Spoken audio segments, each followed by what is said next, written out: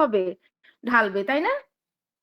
এটা কিন্তু আমরা বুঝতে পারি, এটা আমাদের প্রাত্যহিক জীবনে আমরা এগুলোর আমাদের অ্যাপ্লিকেশনস আছে। আচ্ছা, ভিসকোসিটি ইয়ে করার জন্য, মেজার করার জন্য তোমার একটা আছে, কি বলে, সূত্র আছে। এটা তো আমি এখানে বোর্ড ছাড়া দেখাতে পারবো না, এটা আপাতত স্টপ থাক। আমি শিটে দেয়া আছে, শিটে তোমরা দেখবা এটা, ঠিক আছে? যদি মনে হয় যে বুঝতে পারছো না, দেন আমি ওইটা সম্বন্ধে আলোচনা করব ফিজিক্যালি যখন ক্লাস নিব। আর যদি বুঝে যাও তো বুঝে যাবা। নিউটনস একটা থিওরি আছে, নিউটনিয়ান ফ্লুইড যেটাকে আমরা বলি। এটা দিয়ে তোমার হচ্ছে একটা কি আছে, কি বলে, ভিসকোসিটির একটা রেশিও বের করা যায়, যে ফোর্স পার ওয়াল এরিয়াতে ভিসকোসিটি গ্রেডিয়েন্টটা কত। এটা হচ্ছে এফ সমান এ ইটা ভি বাই এইচ। ঠিক আছে? এই ফোর্স হচ্ছে ফোর্স পার এরিয়াতে আমরা হচ্ছে ভিসকোসিটিটা কি করতে পারি, ভিসকোসিটি গ্রেডিয়েন্টটা বের করতে পারি। এটা হচ্ছে তোমার কি বলে, একটা সূত্রের মাধ্যমে বের করা হয়। সেটা এখানে আমরা সুন্দর করে আমার এই ইয়েতে আছে, শীটে আছে, এটা দেখতে হবে। যদি মনে হয় যে বোঝা যাচ্ছে না, তখন এটা নিয়ে আমি আলোচনা করতে পারবো। ঠিক আছে? এখন দেখো, আচ্ছা, এই যে লিকুইডের যে ফ্লো, যে রেজিস্ট্যান্সটা হচ্ছে, এটা কিসের কিসের উপরে ডিপেন্ড করছে, একটু বলতে পারবা? বলতে পারবা? এই যে রেজিস্ট্যান্সটা তুমি ফিল করছো, যে আমি একটা জুস নিলাম, একটা ওয়াটার নিলাম, দুইটার মধ্যে কি হচ্ছে, যখন আমি স্টায়ারিং করছি তখন ভিসকোসিটিটা ইসের হওয়ার কারণে, কি বলে ওটা, জুসের ভিসকোসিটি বেশি হওয়ার কারণে তুমি রেজিস্ট্যান্সটা ফিল করছো। এটা কিসের কিসের উপরে ডিপেন্ড করবে, এটা কি বলা যাবে? বোঝা যায়?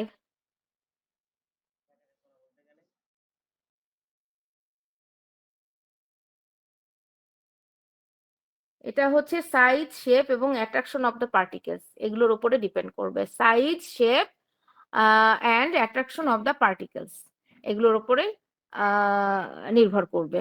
হুম, এগুলো হচ্ছে, এগুলোকে আমরা ফিজিক্যাল প্রপার্টিজও বলতে পারি, যেমন ধরো particle size, solubility, water binding বা holding, viscosity, gel strength, food thermal analysis এবং ইমাসিফিকেশনস। এগুলো হচ্ছে আমাদের important physical properties for viscous agent.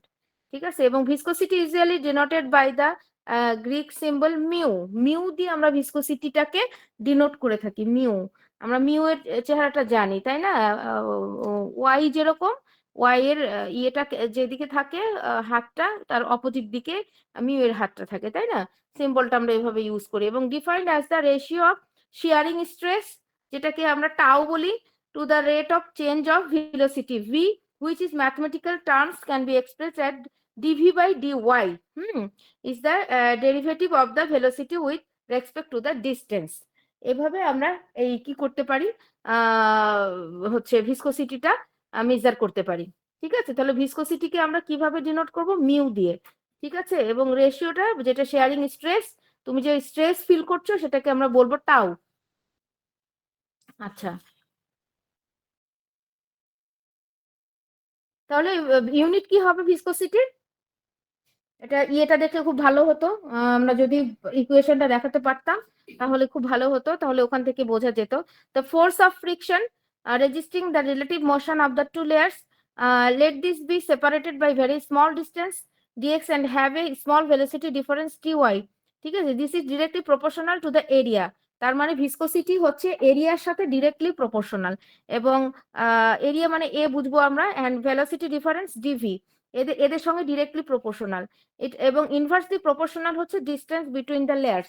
দুইটা লেয়ার্স থাকবে না, ভিসকোসিটি কিন্তু দুইটা লেয়ার্স থাকে। একটা ধরো ওয়াটার লেয়ার্স থাকবে, আর যেটা যে পার্টিকেল তুমি ওর মধ্যে সলিবল করছো বা সাসপেন্ডেড অবস্থায় বা ইমালসিফাইড অবস্থায় থাকবে, সেটার কিন্তু একটা লেয়ার থাকবে। ঠিক আছে? আমরা যদি ইমালশনের কথা চিন্তা করি, তাহলে কি অয়েল ইন ওয়াটার বা ওয়াটার ইন অয়েল একটা ইমালশন, সেটাও কিন্তু আমাদের ভিসকাস হবে কিনা। বা সিরাপের ক্ষেত্রে যদি আমরা চিন্তা করি, তাহলে সেক্ষেত্রেও কিন্তু আমরা কি করতে পারি, যে ওয়াটারের একটা পোর্শন থাকবে, আর আরেকটা কি থাকবে, আমাদের 66.67% একটা সুক্রোজের ব্যাপার স্যাপার থাকবে, তাই না? তখন সেটা কি হবে, তুমি যখন দুই লেয়ারকে মিক্স করবা, মিক্স করলে কি হবে, তখন ওটা একটা আরেকটার মধ্যে সলিবলাইজ হবে, এবং আমরা কিন্তু ভিসকোসিটিটা তখন পাবো।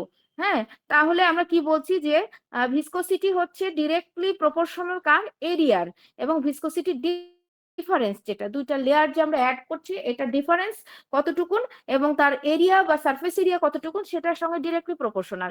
আর ইনভার্সলি প্রপোর্শনাল কার সঙ্গে? Distance between the layers.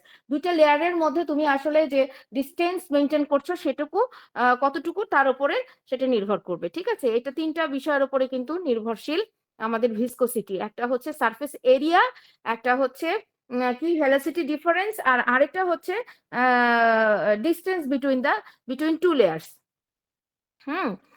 এখন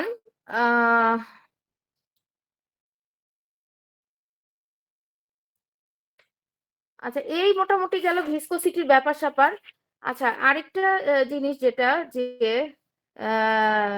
ভিসকোসিটির যে হচ্ছে এসআই ইউনিট,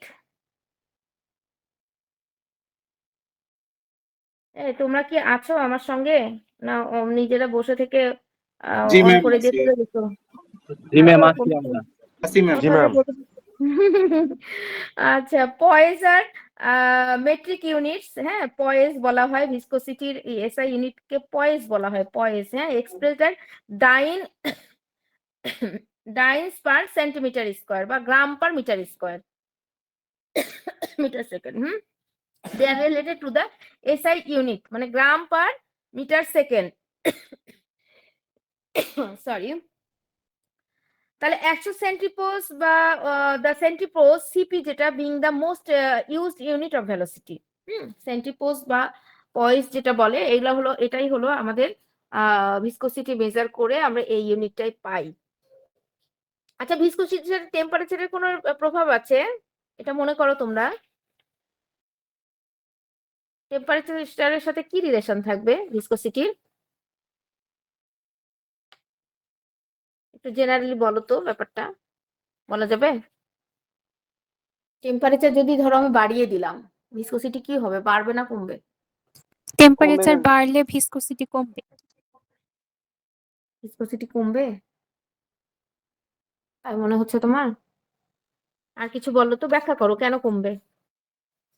না জেনারেলি ম্যাম, ব্যাখ্যা বাড়বে করো। বাড়বে। কেন বাড়বে সেটা বলো। টেম্পারেচার বাড়লে কি হয় বলো তো? এর আগে ক্লাসে যে আমি ও, বললাম টেম্পারেচার বাড়লে হচ্ছে ওয়াটার রিমুভ হয়, তখন হচ্ছে ভিসকোসিটিটা কমে যাবে। ওয়াটার রিমুভ হবে, আগে রিমুভ হয়ে যাবে। আমি যদি 100 ডিগ্রি টেম্পারেচার না তুলি তাহলে ওয়াটার কিভাবে ব্যাপার হবে? হবে তো স্ফুটনাঙ্কে যেতে হবে ব্যাপার হওয়ার জন্য। আমি 100 ডিগ্রি দিলাম না, আমি 40 ডিগ্রি করলাম, কি হবে তাহলে? কমে যাবে ভিসকোসিটি? হুম, ভিসকোসিটি কমে সুন্দর যাবে। করে বোঝানো হয়েছিল, ম্যাম, এত সুন্দর ভিসকোসিটি করে। কমে যাবে। ভিসকোসিটি কমে যাবে? জি, বলো, এটা ব্যাখ্যা দাও আমাকে। লার্জার টেম্পারেচারে গ্রেটার থার্মাল এনার্জি থাকে, এজন্য ইজিলি ওভারকাম করে অ্যাট্রাকটিভ ফোর্সটা। তাহলে কি হবে? মানে অ্যাট্রাকটিভ ফোর্স যদি ওভারকাম করে ফেলে তারা তো দূরে সরে যাবে, ভিসকোসিটি কমবে। ভিসকোসিটি কমবে, দূরে সরে গেলে কি হবে? ওদের মধ্যে ডিস্টেন্স বেড়ে যাবে না? জি ম্যাম। তাহলে কি হবে? ম্যাম, দূরে সরে গেলে তো ভিসকোসিটি কমে যাওয়ার কথা। রাইট, একদমই সুন্দর অ্যান্সার, খুবই ভালো অ্যান্সার করেছো। কে করলা অ্যান্সার? আমি কি দেখতে পাচ্ছি তাকে? তার ম্যাম, কি আমি আইডি? আরাফ। আরাজ? আরাফ আরাফ আরাফ? জি আরাফ, ম্যাম। তোমাকে ধন্যবাদ। ব্যাপারটা সুন্দরভাবে ক্লিয়ারলি বুঝেছো যে আমরা যদি টেম্পারেচার বাড়িয়ে দিই তাহলে কি হবে, এনার্জিটা কি হয়ে যাবে? ওভারকাম করবে যেই। ওভারকাম করবে। ওদের ওদের ভিতরে তো একটা অ্যাট্রাকশন ফোর্স আছে, তাই না? জি ম্যাম। একজন আরেকজনের সঙ্গে লেগে আছে কেন? কারণ ওদের ভিতরে একটা অ্যাট্রাকশন ফোর্স কাজ করছে, যে কারণেই এরা কি করছে আমরা দেখালাম না, যে একটা লিকুইড মলিকুল তার পাশে ছোট ছোট ডট ডট করে বোর্ডে একদিন বুঝালাম, তাই না? যে অ্যাট্রাকশন ফোর্সের কারণে তারা একজন আরেকজনের সঙ্গে লেগে থাকে। কিন্তু যখনই আমরা টেম্পারেচারটা রাইজ করি তখন তারা কি করবে? ছুটাছুটি শুরু করবে না মলিকুলস গুলো? জি ম্যাম। হ্যাঁ, ছুটোছুটি শুরু করলে কি করবে? ওদের এনার্জিটা ড্রপ করবে, তাই না? এনার্জি ড্রপ হয়ে যাবে, এনার্জির কারণে সে কি করবে, কি বলে, অ্যাট্রাকশন ফোর্স ড্রপ করবে, তখন এনার্জি নিয়ে সে ছুটে ছুটে বেড়াবে, তাই না? সেজন্যই তো আমাদের কি হয়, ভ্যাপোরাইজেশন গুলো হচ্ছে, সলিড থেকে লিকুইড হচ্ছে, লিকুইড থেকে কি বলে এটা, ভ্যাপার হচ্ছে, তাই না? আমরা ভ্যাপার প্রেসারে কিন্তু ব্যাপারটা দেখেছি। তো এখানেও এর ব্যতিক্রমী কিছু না। তাহলে আমরা বলছি যে যখনই আমরা টেম্পারেচারটাকে করব, রাইজ করব, এরা কি করবে? ভিসকোসিটিটা রিডিউসড হয়ে যাবে। ঠিক আছে, এটা একটা ব্যাপার। তাহলে আমরা কি ভিসকোসিটি সম্বন্ধে একটু আইডিয়া পেলাম, তাই না? ভিসকোসিটিটা আমাদের আসলে কেন দরকার? তাহলে দেখো, ভিসকোসিটি যদি তোমার মেনটেন না করো, তাহলে এটা আসলে আমরা জুস দিয়ে, মিল্ক দিয়ে বা ওয়াটার দিয়ে, যেটাই বোঝাই না কেন, আমাদের তো আসলে ফার্মাসিউটিক্যাল প্রোডাক্টের ক্ষেত্রে আমাদের যেতে হবে, তাই না? জুস তো আর আমাদের ফার্মাসিউটিক্যাল প্রোডাক্ট না, কিন্তু আমাদের ফার্মাসিউটিক্যাল প্রোডাক্ট কোনগুলো? Syrup, suspension, emulsion. ঠিক মতো যদি ভিসকাস না হয়, তাহলে কেমন ধরনের প্রবলেম অ্যারাইজ হতে পারে বলো তো, একটু কমন সেন্স থেকে? যদিও তোমরা কি সিরাপ, সাসপেনশন এগুলো তো পড়ছো না সেকেন্ড ম্যাম ইয়ারে? জাস্ট সিরাপ করতেছি। সিরাপ পড়ছো, আচ্ছা, অসুবিধা নাই। সিরাপও ভিসকাস লিকুইড, হ্যাঁ, সিরাপও ভিসকাস লিকুইড ওটা।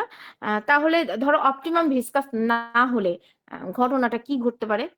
কি কি তুমি মানে প্রবলেম ফেস করতে পারো এই জন্য, এই প্রিপারেশনটাতে? ধরো হাইলি ভিসকাস হলো, তাহলে কি কি হবে? একদম খুব সিম্পলি চিন্তা করো, আমরা ফার্মাকোলজিক্যালি চিন্তা করছি না, একদম ফিজিক্যাল একটা কথা বলছি, যে আমার খুবই ভিসকাস একটা লিকুইড, মানে সিরাপ, হ্যাঁ, অনেক বেশি কনসেন্ট্রেট।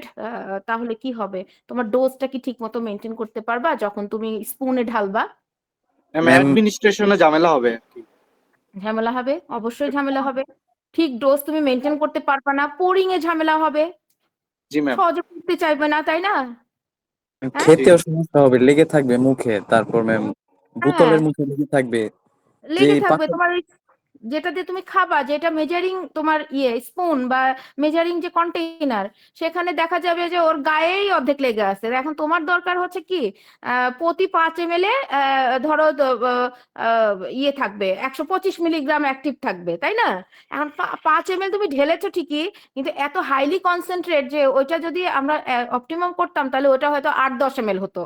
ঠিক আছে, যাই হোক, তুমি যখন ঢালার পরে খাওয়ার পরে দেখবা যে ওর গায়েই অনেকটা লেগে আছে, তাহলে কি ডোজ মেনটেন হলো? ডোজ মেনটেন হলো না কিন্তু। তাহলে দেখো, আমরা যদি খুব সিম্পলি চিন্তা করি, আমরা ফার্মাকোলজিক্যাল বা অ্যাডমিনিস্ট্রেটিভ যে বিষয়গুলো, সেগুলো তো পরের কথা, সেগুলো তো ধরো আমরা ইনটেক করব, দেন তারা বিভিন্ন ধরনের এফিকেসি বা রেসপন্স গুলো করবে, তাই না? কিন্তু আমরা নর্মালি যদি চিন্তা করি, তাহলে ভিসকাস, হাইলি ভিসকাস হলে কিন্তু এটা একটা প্রবলেম। আবার একদম লো ভিসকাস হলেও কিন্তু সেটাও প্রবলেম। ঠিক আছে, তো লো ভিসকাস হলে কি হবে? এত মানে ধপ করে 5 ml এত জোরে সোরে পড়বে যে ওর মধ্যে দেখা যাবে যে কি হবে, ড্রাগ গুলো নিচেই হয়তো সেডিমেন্ট পড়ে আছে, ঠিক মতো মিক্স আপও হচ্ছে না, ঠিক আছে, সেখানেও কিন্তু একটা ভ্যারিয়েশন চলে আসবে। সুতরাং এই যে বিষয়গুলো, এই জন্য ভিসকোসিটি আমাদের জানা দরকার।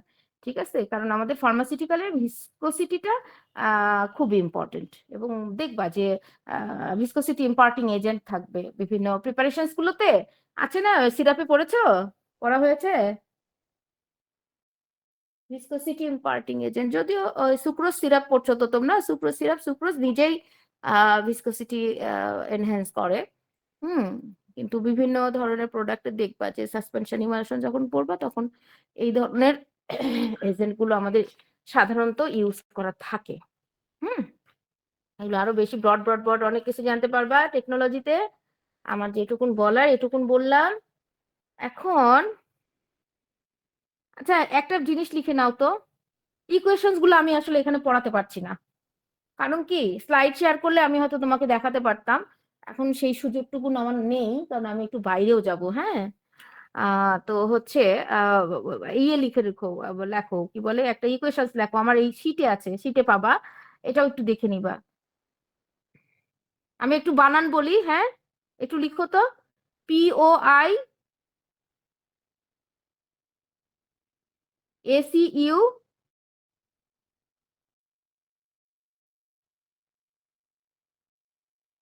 ILLES, ILLES, কি হলো এটা? পয়জিয়াস ইকুয়েশনস। হ্যাঁ, এটা একটা ইকুয়েশনস আমাদের আহ,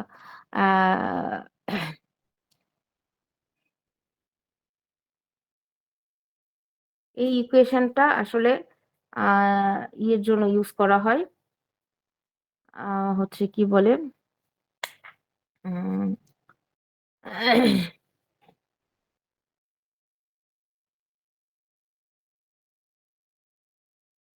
এটা হচ্ছে আমরা যে নিউটোনিয়ান ফ্লুইডের কথা বললাম না এর আগে একটুখানি, যে নিউটোনিয়ান ফ্লুইডের মাধ্যমে আমরা কি করতে পারি, ভিসকোসিটিটাকে মেজার করতে পারি না, যে কথাটা আমরা বললাম, সেটার সঙ্গেই এই তোমার হচ্ছে পয়জেলস লস যেটা, এটা কিন্তু রিলেটেড, এবং এটা হচ্ছে একটা ফিজিক্যাল ল যেটা তোমার প্রেসার ড্রপ হচ্ছে এইটাকে, এবং প্রেসার ড্রপের সঙ্গে যে ইয়ে তোমার ফ্লো, যে লিকুইড যে ফ্লো হয় যে একটা সিলিন্ড্রিক্যাল পাইপ বলো বা কনস্ট্যান্ট ক্রস সেকশনের মধ্যে দিয়ে, সেটার একটা রিলেশন বিল্ড আপ করেছে।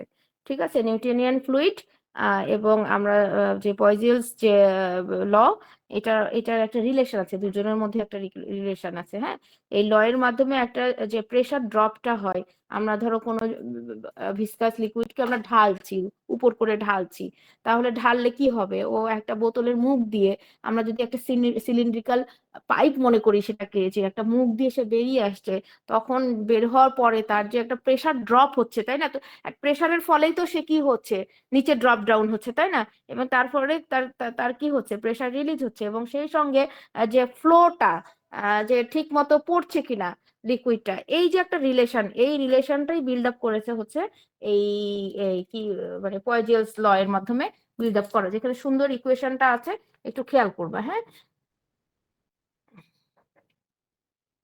এবং এই যে ইকুয়েশন,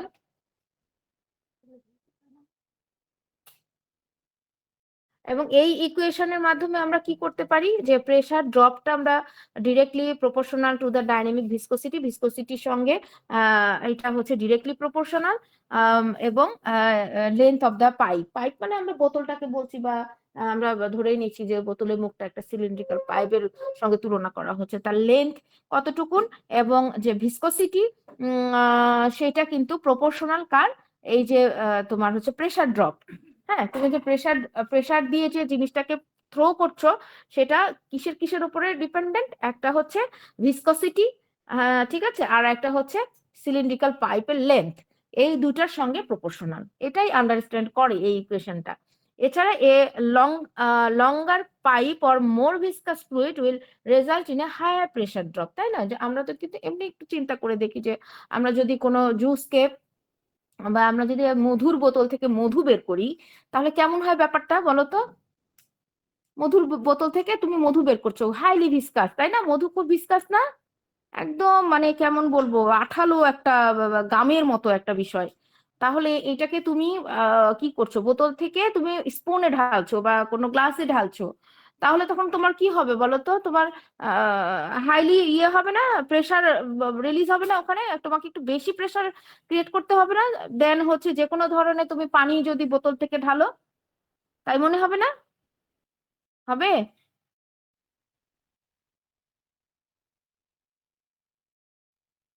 তাহলে কি বলছি, যে মোর ভিসকাস যে ফ্লুইড, এটার জন্য তোমার বেশি কি লাগবে, প্রেসার ড্রপ লাগবে। হ্যাঁ, তাহলে এই যে তাহলে ভিসকসিটির সঙ্গে এটা রিলেশন কি, ডিরেক্টলি প্রপোর্শনাল, যত ভিসকাস হবে তোমার প্রেসার ড্রপটাও তত বেশি হবে, এবং the pressure drop is inversely proportional to the fourth power of the radius of the pipe.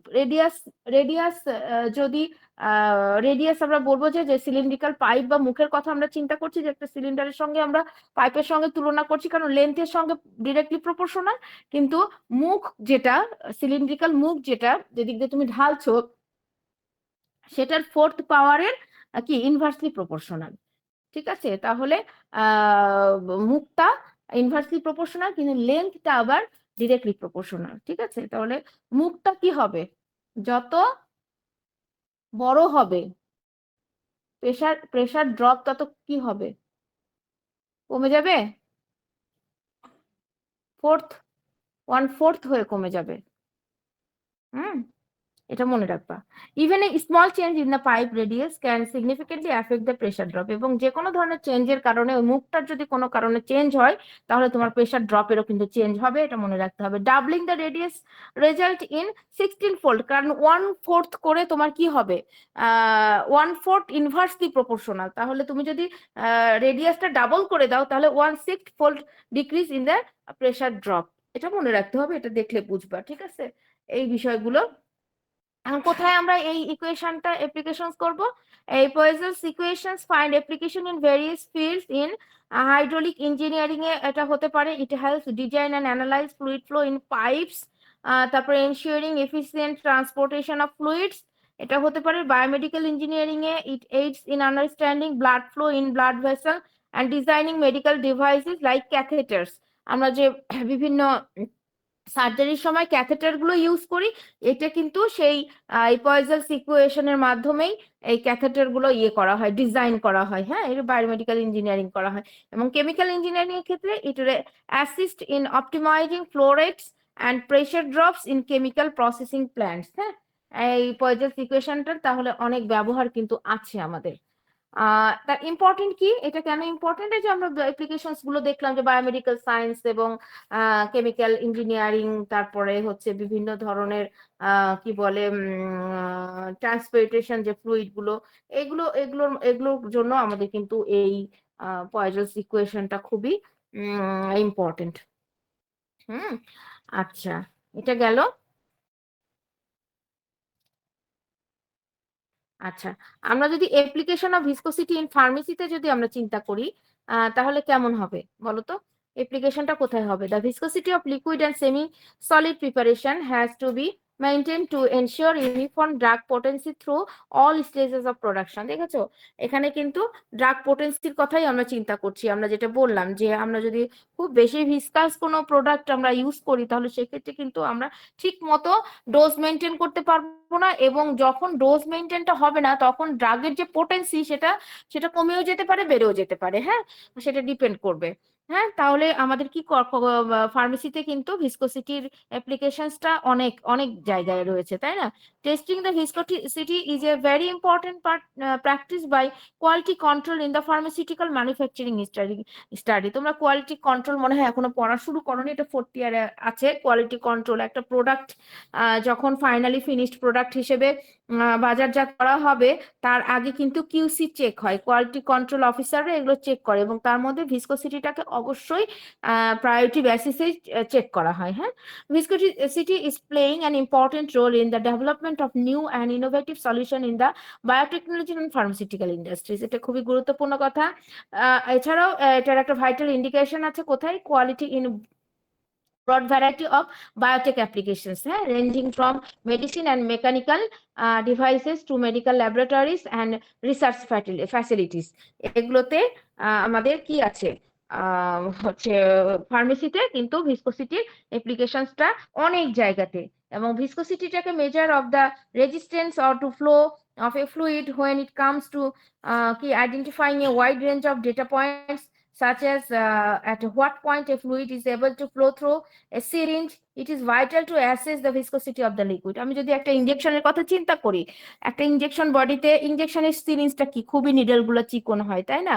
আমরা যখন সিরাপ সাসপেনশনের কথা চিন্তা করছি তখন একটা ওয়াইড মুখওয়ালা বোতলের কথা চিন্তা করছি, কিন্তু যখন আমরা এই ইনজেক্টেবলস যে প্রোডাক্টস গুলো, যেগুলো আমাদের বিভিন্ন ধরনের ভেইন দিয়ে যায় বা বিভিন্ন ধরনের কি বলে বিভিন্ন ধরনের পোর দিয়ে যায়, তখন কিন্তু আমাদের ভিসকোসিটিটাকে খুবই মাথায় রাখতে হবে। কারণ সিরিঞ্জের মধ্যে যদি তুমি হাইলি ভিসকাস কোনো প্রোডাক্ট দাও, সে কখনোই কি তোমার বডিতে সেটা ইনকর্পোরেট ঠিক মতো করতে পারবে না। ঠিক আছে, সুতরাং আমাদের ফার্মেসিতে বা ফার্মাসিউটিক্যাল ইন্ডাস্ট্রিগুলোতে ভিসকোসিটির মানে ভিসকোসিটি ছাড়া চিন্তাই করা যাবে না। যে কোনো ড্রাগ প্রোডাক্ট, লিকুইড বা সেমি সলিড, যে কোনো ড্রাগ প্রোডাক্টের ক্ষেত্রে তোমার ভিসকোসিটির ব্যাপারটা আসতেই হবে। এছাড়া one of the most common use of viscosity to assess the ability to deliver pharmaceutical formulation to the patient by injection. আমি যেটা বললাম, ইনজেক্টেবলস প্রোডাক্টের ক্ষেত্রে এটা ভীষণ ইম্পর্টেন্ট। ভিসকোসিটিটা ঠিকমতো ভিসকোসিটি মেনটেন করতে না পারলে ইনজেক্টেবলস প্রোডাক্ট তোমার বডিতে ইনকর্পোরেট করানো ভেরি ডিফিকাল্ট। ঠিক আছে, এরপরে লিকুইড ডোজেস ফর্ম, আমরা যে সাসপেনশন, ইমালশন, ডিসপারশনের কথা বিভিন্ন ভাবে চিন্তা করি, সেগুলো কিন্তু একইভাবেই আমরা ব্যাখ্যা করতে পারি যে ডোজ মেনটেন হবে না এবং পোটেন্সিটা আমরা ঠিক মতো পাবো না, যার ফলে বডিতে যাওয়ার পরে এর ঠিক মতো যে ইফিকাসি, যে রেসপন্স, সেইটুকুনো কিন্তু আমাদের পাওয়া যাবে না। ঠিক আছে, এটা গেল আমাদের ফার্মেসিতে আমরা কোথায় কোথায় ভিসকোসিটির অ্যাপ্লিকেশনসটা দেখতে পারি। এছাড়া দেখো ফার্মাসিউটিক্যাল অ্যাপ্লিকেশনস আরো আছে। The viscosity of cream, lotion, হ্যাঁ, এগুলো কিন্তু ভিসকোসিটির ওপরে, কারণ তোমার খুব হাইলি ভিসকাস প্রোডাক্ট তুমি যখন স্কিনে অ্যাপ্লাই করবা, হ্যাঁ, লোশন বা ক্রিম, খুব বেশি ভিসকাস হলে কিন্তু তোমার কি হবে না, এই স্কিনের পোর দিয়ে কিন্তু সেটা ঠিক মতো পাস করবে না। ঠিক আছে, কারণ সেটা এত বেশি কনসেন্ট্রেটেড হয়ে যায় যে সেটা কি করবে না, তোমার স্কিন দিয়ে পাস করবে না। ঠিক আছে, এবার greater release of active ingredients is generally possible from the software less viscous base. হ্যাঁ, তার মানে বেস যদি খুবই ভিসকাস হয়ে যায় তখন কিন্তু তোমার যে অ্যাক্টিভ ইনগ্রিডিয়েন্ট সেটা কিন্তু আহ, কি হবে না, স্কিন দিয়ে ভেতরে ঢুকবে না। এছাড়া the viscosity of semi solid products May affect absorption topical products due to the effect of viscosity on the rate of diffusion of the active ingredients। ঠিক আছে, এটা বোঝাই যাচ্ছে। the rate of absorption of an ordinary suspension, এইগুলো এগুলো তোমার ইয়ে হবে না, অ্যাবজর্পশন হবে না। তারপরে হচ্ছে বিভিন্ন ধরনের ফার্মাসিউটিক্যাল সাসপেনশনস, ইমালশনস গুলো যেগুলো ইজিলি কন্টেনার থেকে মানে পোর করে তোমাকে নিতে হবে, ঢেলে নিতে হবে, সেক্ষেত্রেও তুমি কিন্তু বাধাগ্রস্ত হবা যদি তোমার এই সুন্দর নলেজটুকু না থাকে। আচ্ছা, আরেকটা লিখে নাও তো, তোমরা কি আছো আমার সঙ্গে? জি ম্যাম আছে। আচ্ছা, আরেকটা ইয়ে লিখে নাও। আমি ইকুয়েশন কিন্তু একটাও পড়ালাম না, ইকুয়েশন গুলো আসলে বোর্ডে লিখে লিখে পড়ানোর ব্যাপার। তারপরে আমার শিট গুলোতে আছে, আমি শিট তোমরা নেক্সট রবিবারে এসে সিআর আমার থেকে কালেক্ট করে নিও, ঠিক আছে? নিয়ে ফটোকপি করে নিও। আচ্ছা, আরেকটা ইকুয়েশন লেখো, অসওয়াল্ড মেথড। অসওয়াল্ড, এটা মনে হয় তোমরা কি সেকেন্ড ইয়ারে প্র্যাকটিক্যাল করবা নাকি? Oswald method, OSTWALD, Oswald method, viscosity measure করার জন্য এই মেথডটা ইউজ করা হয়। ঠিক আছে, অসওয়াল্ড মেথড। ঠিক আছে, অসওয়াল্ড মেথডটা এখানে সুন্দর করে দেয়া আছে, খুব বেশি কঠিন নয়।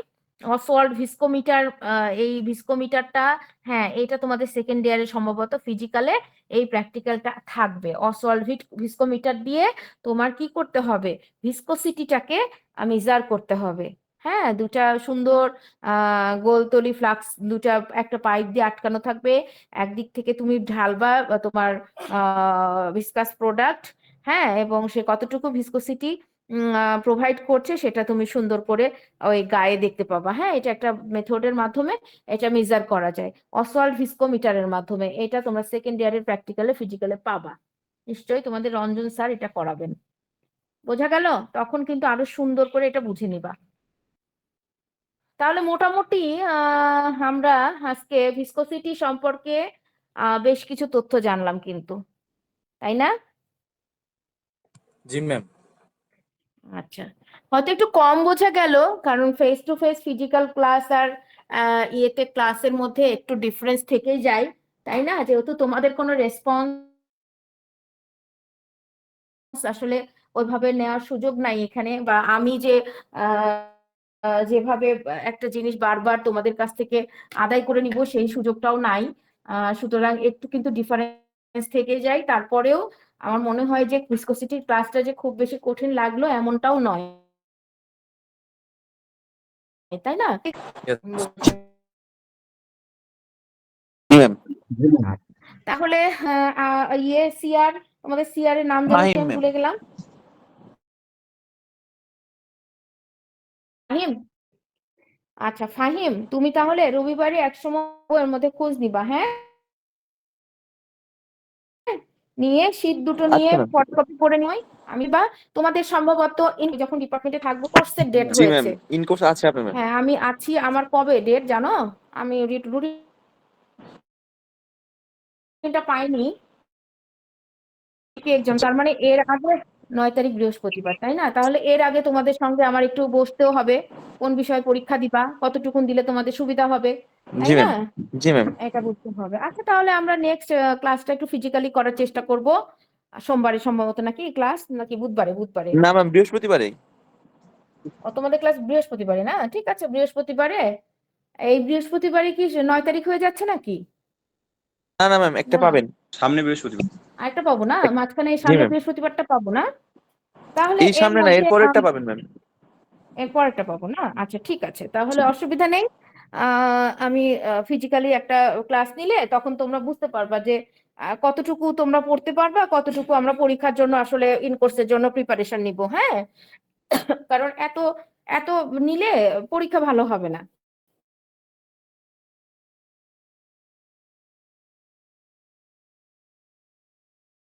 তাই না? একটু ভালো মার্কসটাও থাকতে হবে, আর খুব বেশি কিছু না, অল্প কিছু, যেন সবার ভালো হয় সেইটা আমরা চেষ্টা করব, তাই না? জি ম্যাম। Thank you ma'am. আচ্ছা, ঠিক আছে। ঠিক আছে, তাহলে রবিবারে ফাহিম তুমি আমার সঙ্গে দেখা করো, দেখা করে শীটগুলো নিও, আর আমরা একটু ইয়ে নিয়েও আলোচনা করব যে আমরা কি কিভাবে, আর তোমরাও একটু চিন্তা করো এর মধ্যে, হ্যাঁ? সবাই মিলে, ফ্রেন্ডসরা সবাই মিলে চিন্তা করো যে কতটুকুন দিলে তোমাদের জন্য সুবিধা হবে। খুব বেশি লোড নিও না, কারণ বেশি লোড নিলে কি হবে, ইন কোর্সে মার্কস ভালো পাওয়া যাবে না। হুম।